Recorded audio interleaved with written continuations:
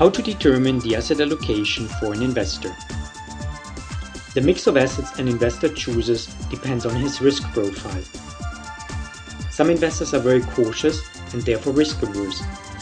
Others might be more aggressive, invest in very risky securities. Then there are those who take the middle road.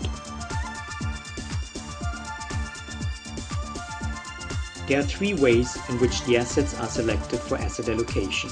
The three types are strategic, tactical, and picking individual securities. Studies have shown that strategic asset allocation is key to keep the portfolio growing. It involves rebalancing the portfolio on a periodic basis. It contributes more than 90% to the overall performance of the portfolio. How to define a conservative, aggressive, or balanced investor? What makes them risk-averse or risk lovers? The simple rule of thumb is to study the career path of the investor. If the investor is young and has a long way to go, he is likely to adopt an aggressive strategy and will take up more risky investments.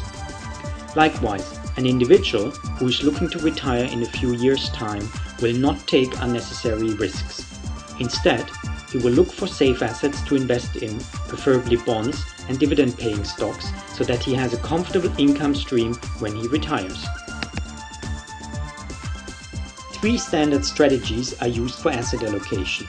The first is the conservative portfolio.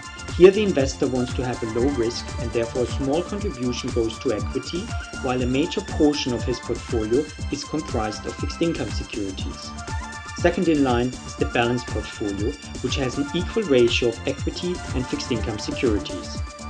The aggressive portfolio is more suited for a younger, risk-taking investor. Most of his money will be invested in equity and a small amount in fixed income securities.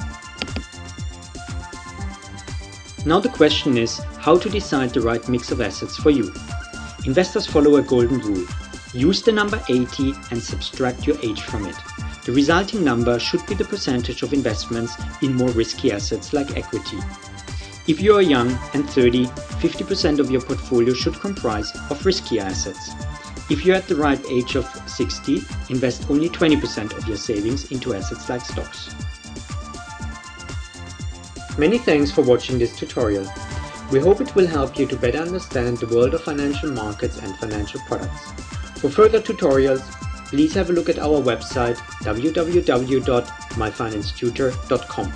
This tutorial is purely for information purposes. If you are interested in specific products, please talk to your financial advisor.